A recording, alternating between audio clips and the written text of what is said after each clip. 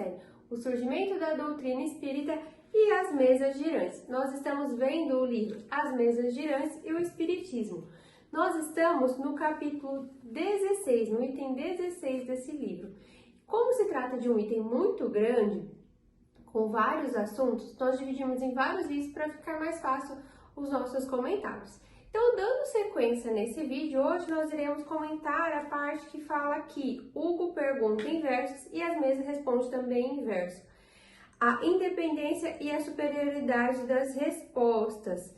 Ele vem nos contar aqui, dentre das comunicações que ele tinha, que uma delas foi com o espírito de Shakespeare, que Shakespeare responde a Victor Hugo em 22 de janeiro de 1854, E ele fala, como que vocês vão duvidar de Deus, Como vocês vão duvidar da eternidade, Como são as nossas obras, assim, para duvidar diante das obras da criação, E ele traz também aqui outros versos respondendo que ele traz em francês, falando, sobre as obras dele, de Hamlet, do genial Romeu.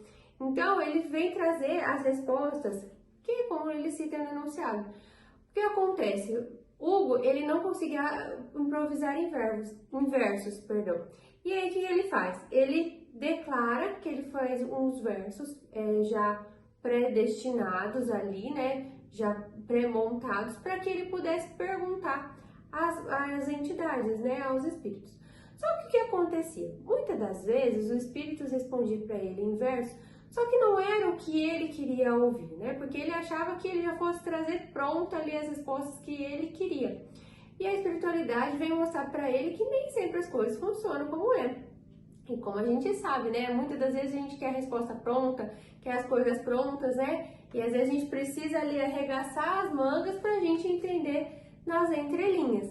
E ele vem mostrar também para que ele pudesse verificar a veracidade e entender que os espíritos também tinham graus de instruções diferentes. Porque os espíritos, a gente precisa sempre lembrar que somos nós sem esse corpo carnal. E a mesma coisa naquele tempo, não era diferente. Não era porque ele estava ali se comunicando que seria diferente. Então, os espíritos que às vezes iam ali comunicar através das mesas, sim, se tratavam também de espíritos que tinham grau de evolução diferente, Então, os espíritos conversavam com o Victor através dos versos, porque ele era um poeta, Então, através de versos, através de prosas, e eles vinham falar para ele e eles respondiam, a essas perguntas que ele fazia. Além, do espírito ali de Shakespeare, que teve várias manifestações, eles também falavam que algumas das respostas que eles davam ultrapassavam o seu conhecimento, o seu grau de entendimento, Então eles ficavam nervosos ali porque eles não conseguiam compreender tudo o que estava. Tanto ele quanto Auguste Vacchieri também falava, porque o grau de inteligência às vezes era muito mais elevado do que eles podiam responder ali para eles, E aí ele vem contar aqui também dessas comunicações, que eles recebiam, ficavam impressionados com o grau das respostas que eles tinham, Então, assim, as pessoas quando viam, traduziam ali do francês essas respostas que eles obtinham, eles viam, o grau da complexidade do assunto, do entendimento, que muitas das vezes... E aí, quando ele não compreendia o que os espíritos estavam falando, de maneira alguma, ele deixava de acreditar. Isso só fortalecia mais a crença, mais o interesse dele em querer saber, em querer buscar. E, em modo algum, ele, assim, queria desistir, Cada vez mais ele queria buscar. Cada vez mais ele ia, à busca desses assuntos.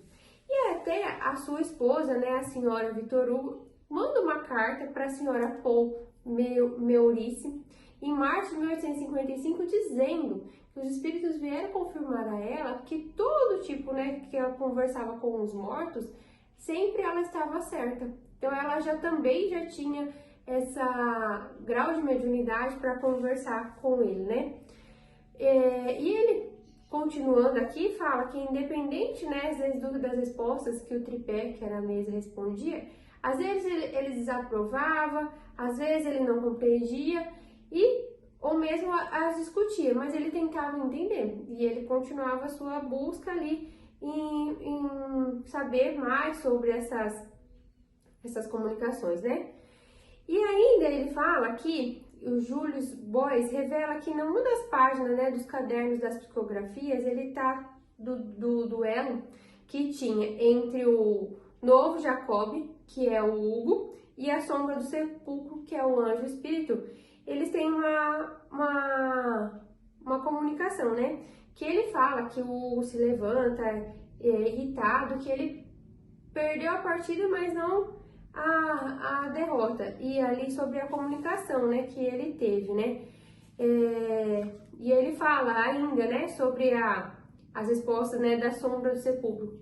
A sombra do sepulcro é um espírito que conversava com ele, que dava todas as psicografias, né, que ele tinha ali através das batidas da mesa, né? E muitas das vezes ele acabava indagando ela, né, se irritando com essa sombra do sepulcro, que era intitulado esse espírito, né?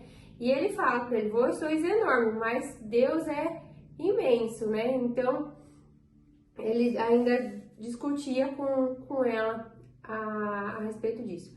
E o seu filho Charles, ele também tinha um grau de mediunidade muito grande, que ele tinha as psicografias ali, que ele tinha através também das comunicações das batidas.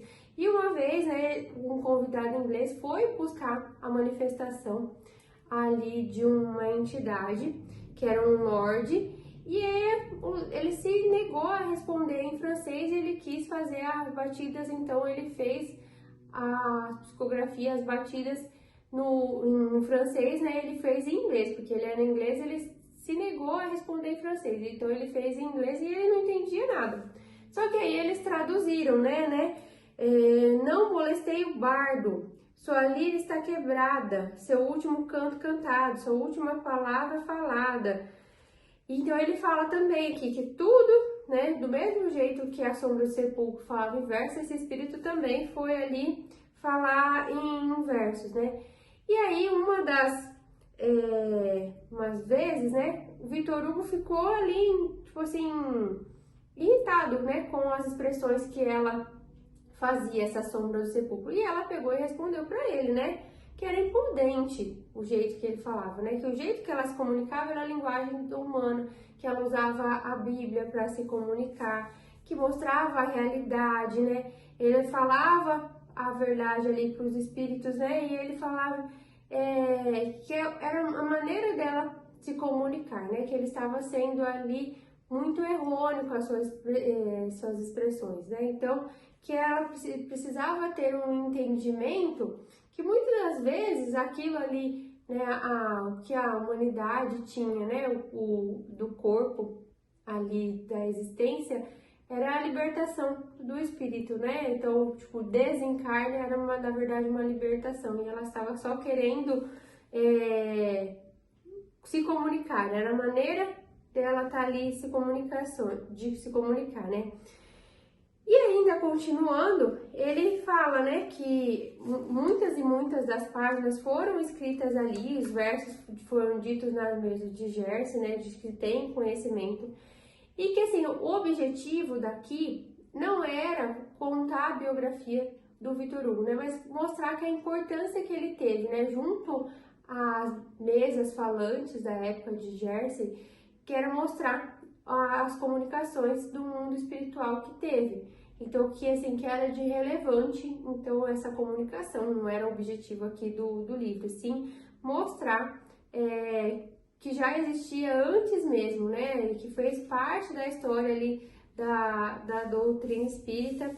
E ainda ele vem falar, né, que houve ali ainda, como o filho dele também tinha essas comunicações, houve ali um período que houve contestações ali sobre os que estavam psicografando.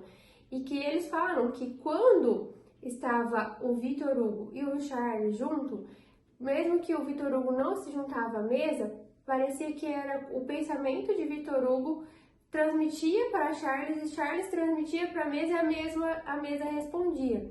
Então eles começaram a contestar os dois, só que aí foi provado que não tinha sentido nenhum, né? Que o que eles realmente estavam ali de obtendo não tinha nada a ver com, tipo assim, que eles estavam enganando, né, as pessoas, né, na verdade. E aí até contestaram os poemas e as poesias, né, de Victor Hugo. E ele diz em uma das suas cartas que ele fala que de maneira alguma o que ele recebia de comunicação da espiritualidade era da espiritualidade e o que ele tinha de influência para os seus poemas era nato dele, que de maneira alguma o que a espiritualidade se comunicava, ele queria usar isso para ele escrever os poemas. Então eram coisas separadas. Então as pessoas começaram a contestar isso também e ele quis mostrar que não, né? Que o seu filho tinha o seu grau de mediunidade, que era verídico as coisas que eles tinham da espiritualidade e o que ele escrevia também era próprio, era nato dele, né?